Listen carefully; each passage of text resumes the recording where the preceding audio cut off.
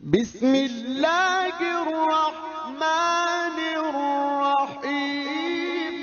ایک مسئلہ ہمارے ہاں وحدت الوجود وحدت الشہود کا ہے،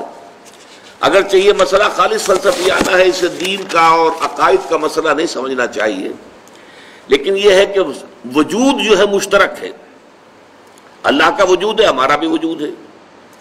تو جس طریقے سے ہم علم کے مقابلے میں کہیں گے کہ اللہ کے علم کے مقابلے میں مخلوق کا علم نہ ہونے کے برابر ہے، محدود ہے، عطائی ہے، اس کا دیا ہوا ہے، حادث ہے، تو نہ ہونے کے برابر۔ چنانچہ آپ میں سے بہت سے حضرات کو یاد ہوگی دعائے استخارہ، جو اس کے بارے میں آتا ہے، صحابہ کرام بتاتے ہیں کہ ہمیں اس طرح حضور نے یہ دعا تلقین فرمائی اور یاد کرائی جیسے کہ قرآن مجید ہمیں پڑھایا اور یاد کرایا۔ اللہم انی استخیرک بعلمک واستقدرک بقدرتک واسألک من فضلک العظیم فإنک تقدر ولا اقدر وتعلم ولا اعلم وانت علام الغیوب۔ اے اللہ تجھے قدرت حاصل ہے، مجھے کوئی قدرت حاصل نہیں، تجھے علم حاصل ہے، مجھے کوئی علم حاصل نہیں۔ ظاہر بات ہے کہ اس کے یہ معنی تو نہیں ہے کہ کوئی علم حاصل نہیں، نفی مطلق کیسے ہو جائے گی؟ آخر حضور کو بہت سا علم حاصل تھا، ہمیں بھی کچھ نہ کچھ علم حاصل ہوتا ہے، تو لا علم لنا، اور یہاں جو فرمایا فإنک تقدر ولا اقدر ولا تعلم ولا اعلم، وہ تعلم ولا اعلم، تو جانتا میں نہیں جانتا،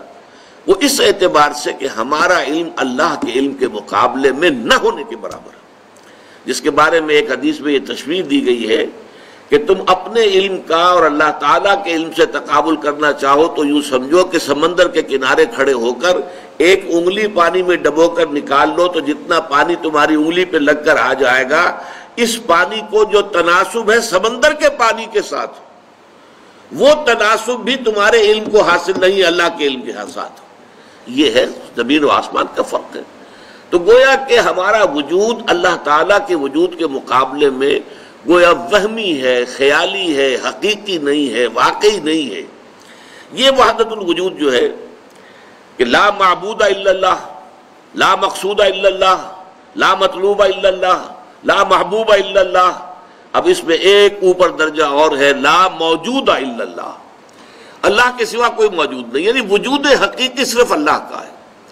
باقی جو ہمیں وجود نظر آ رہا ہے، نظر تو آ رہا ہے نہیں، اس کی کوئی حقیقت نہیں ہے، یہ سراب ہے۔ جیسے پانی نظر آتا ہے، اسے آپ دیکھتے ہیں شاید پانی ہے، پانی تو وہ نہیں ہے، سراب ہے وہ تو۔ لہذا اس کے لیے جو شعر کہے گئے کل ما فی الکون وہم او خیال اور رکوس فی المرایا او ظلال، اس کائنات میں جو کچھ ہے یا تو وہم ہے ہمارا یا خیال ہے ہمارا، اور یا یہ کہ جیسے شیشوں میں آئینوں کے اندر عکس نظر آتے ہیں، آپ آئینے کے سامنے کھڑے ہیں اور ادھر بھی نظر آ رہے ہیں، آپ کا کوئی وجود آئینے کے پیچھے نہیں ہے، نظر تو آ رہے ہیں کہ نہیں؟ تو ہاں اگرچہ آپ دیکھ رہے ہیں لیکن آپ کا وجود کوئی نہیں ہے۔ تو جیسے کہ آئینے کے اندر تصویریں بن جاتی ہیں اور عکس نظر آتا ہے، یا یہ کہ درخت کا سایہ جو ہے زمین پر پڑ رہا ہے، ظلال ظل، تو اس سے زیادہ حقیقت اس کائنات کی نہیں ہے۔ اب یہ اس میں دو ہمارے جو بہت بڑے بڑے بزرگ ہیں جن کا اختلاف ہے، وحدت الوجود شیخ ابن عربی اور وحدت الشہود شیخ احمد سرہندی۔ معاملہ چونکہ بہت باریک ہے، میں اس کی تفاصیل میں نہیں جاؤں گا، میں نے اس پر اپنا موقف جو ہے بہت تفصیل سے سورہ حدید کا جب درس پچھلی مرتبہ میں نے دیا تھا تو اس میں تفصیل سے بیان کر دیا ہے، اب اتنا موقع نہیں ہے۔ لیکن دیکھیے شیخ احمد سرہندی رحمۃ اللہ علیہ ایک مثال دیتے ہیں، حالانکہ وہ وحدت الشہود کے قائل ہے، وحدت الوجود کے قائل نہیں ہے۔ وحدت الوجود کی تو سب سے شدید نفی انہوں نے کی ہے، اور وحدت الوجود ہی کے جواب میں انہوں نے وحدت الشہود کا فلسفہ جو ہے وہ پیش فرمایا ہے۔ لیکن مثال ان کی کیا ہے کہ اگر آپ کوئی ایک لکڑی لے کر اور اس کے ایک سرے کے اوپر کپڑا باندھ دیں اور اس پہ تیل ڈال دیں، مٹی کا تیل، اور پھر آگ لگا دیں تو مشعل آپ کے پاس آ گئی۔ یہ مشعل جو ہے اسے تیزی کے ساتھ دائرے میں حرکت دیجئے تو آپ کو ایک آتشین دائرہ نظر آئے گا، یو ول سی اٹ، ایک سرکل ہے آگ کا، کیونکہ آپ تیزی کے ساتھ حرکت دے رہے ہیں اس کو، مشعل کو، تو آپ کو وہ جو ایک مشعل جو ہے وہ آپ کو ایک دائرے کی شکل میں نظر آئے گی، نظر آ رہی ہے لیکن آپ کو معلوم ہے کہ دائرہ موجود نہیں ہے۔ ہر چند کہیں کہ ہے نہیں ہے، نظر آ رہا ہے نہیں۔ مغربی فلاسفہ میں سے بریڈلے نے اس پر جو کتاب لکھی تھی اپیئرنس اینڈ ریئلٹی، یہ اپیئرنس جو کچھ ہمیں نظر آ رہا ہے کائنات کے اندر، یہ ریئل نہیں ہے، ریئلٹی سم تھنگ اور، وہ کچھ اور شے ہے۔ تو اس حوالے سے یہ جو وجود کا معاملہ ہے کہ ہم اپنے وجود کو اللہ پر قیاس نہیں کر سکتے اور اللہ کے وجود کو اپنے وجود پر قیاس نہیں کر سکتے، یہ دونوں جو ہے متمائز ہیں، متغائر ہیں، اور اللہ کے وجود کے مقابلے میں ہمارا وجود نہ ہونے کے برابر ہے۔ البتہ اس وحدت الشہود یا وحدت الوجود کی جو عامیانہ تشریح کی جاتی ہے عمومی سطح پر عام لوگوں کے اندر، وہاں یقیناً خطرے پیدا ہو جاتے ہیں، اور وہاں پینتھیزم کے ساتھ، ہمہ اوست کے ساتھ اس کی ایک مشابہت پیدا ہو جاتی ہے۔